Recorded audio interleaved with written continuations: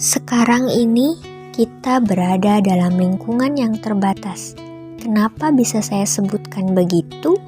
Karena bisa kita lihat fenomena yang terjadi saat ini membatasi semua aktivitas kita. Misalnya banyak kantor atau pabrik yang ditutup, pasar-pasar dibatas, beribadah ke masjid juga dibatas, dan ke sekolah pun ditutup. Sehingga semua aktivitas mulai dari bekerja, belajar, dan beribadah harus kita lakukan di rumah. Setelah kita merasakan dan mengalami semua ini, saya jadi teringat firman Allah Subhanahu wa Ta'ala dalam Quran surat Al-Baqarah ayat 155 sampai dengan 157 yang dibacakan oleh Ustadz Hanan Attaqi ketika sholatnya. وَلَنَبْلُوَنَّكُمْ بِشَيْءٍ مِّنَ الْخَوْفِ وَالْجُوعِ وَنَقْصٍ مِّنَ الْأَمْوَالِ وَالْأَنفُسِ وَالثَّمَرَاتِ وَبَشِّرِ الصَّابِرِينَ الَّذِينَ إِذَا أَصَابَتْهُم مُّصِيبَةٌ قالوا إنا لله وإنا إليه راجعون أولئك عليهم صلوات من ربهم ورحمة وأولئك هم المهتدون. Pada surat ini dijelaskan bahwa setiap manusia pasti akan diberikan cobaan hidup oleh Allah berupa sedikit ketakutan dan kelaparan. Kenapa sedikit saja? Sebab apabila diuji dengan rasa takut dan kelaparan yang memuncak, pasti semuanya akan binasa. Dan sebenarnya hakikat ujian adalah untuk menyeleksi, bukan membinasakan.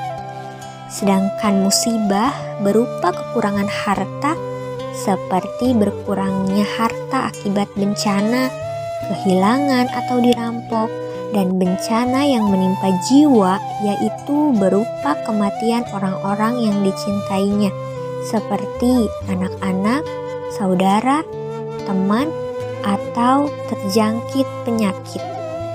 Kemudian berkaitan dengan kekurangan pada buah-buahan, misalnya terjadi musim dingin, kebakaran, gangguan dari belalang dan hewan lainnya, sehingga kebun-kebun dan ladang pertanian tidak menghasilkan sebagaimana biasanya.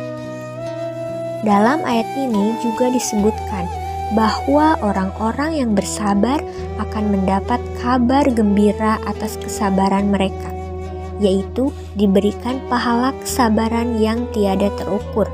Selanjutnya, Allah Subhanahu wa Ta'ala menjelaskan kriteria orang-orang yang bersabar adalah mereka yang apabila dilanda bencana atau musibah mengucapkan perkataan inna lillahi wa inna ilaihi raji'un dan meyakini bahwa mereka milik Allah Subhanahu wa Ta'ala. Musibah-musibah itu mendorong mereka mengakui keberadaannya sebagai ciptaan milik Allah dan akan kembali kepadanya di akhirat kelak. Nah, semua ini dan bencana lain yang serupa seperti halnya sekarang tentu tidak mudah bagi kita melalui masa-masa sulit pandemi corona. Oleh karena itu, kita harus bersabar disertai berbagai ikhtiar agar kita dapat lulus dari ujian pandemi COVID-19 ini. Ikhtiarnya antara lain, sebagai warga masyarakat harus mengikuti aturan pemerintah yang menyuruh kita untuk tetap berada di rumah dengan mematuhi protokol kesehatan, yaitu menjaga jarak, memakai masker, dan mencuci tangan pakai sabun. Tidak lupa untuk berolahraga, memakan makanan yang bergizi dan seimbang, dan menjaga iman dan imun.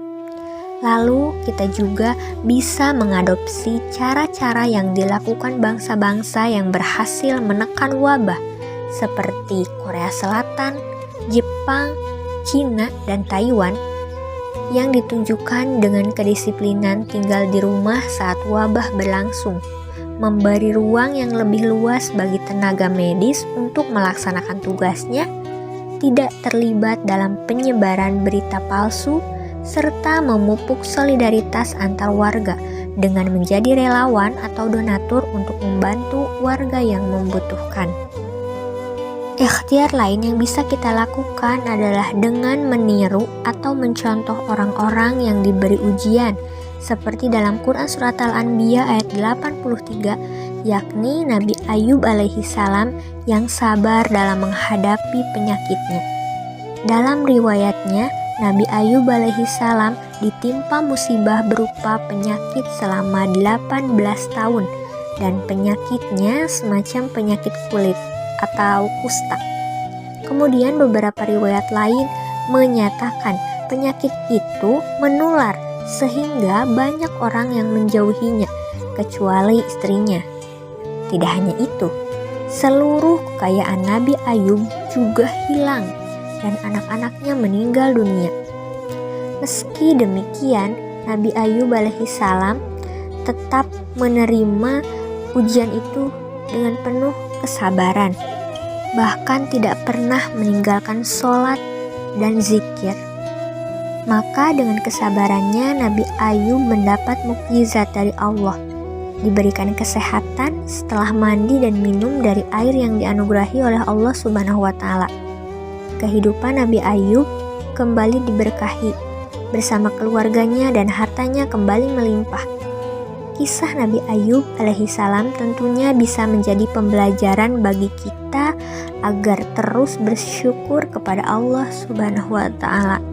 Dan perlu diingat, sebesar apapun masalahnya, kita harus yakin bahwa ada Allah yang maha besar yang akan menolong kita. Allah tidak akan menurunkan penyakit jika tidak ada obatnya, atau jika manusia tidak mampu mengatasinya. Sebagaimana Quran Surat Al-Baqarah ayat 286 yang artinya Allah tidak membebani seseorang melainkan sesuai dengan kesanggupannya. Ia mendapat pahala dari kebajikan yang diusahakannya dan ia mendapat siksa dari kejahatan yang dikerjakannya. Dengan bersabar kita mendapatkan kebaikan-kebaikan, yaitu lepas dari pandemi corona, dan insya Allah pahalanya berlipat sesuai dengan janji Allah. Dalam Quran Surat Al-Zumar ayat 10, sesungguhnya hanya orang-orang yang bersabarlah yang dicukupkan pahala mereka tanpa batas. Kemudian ada pantun nih, di batas kota dijaga polisi agar pemudik bisa dicegah, berikhtiarlah mencari solusi dan bersabar meraih berkah.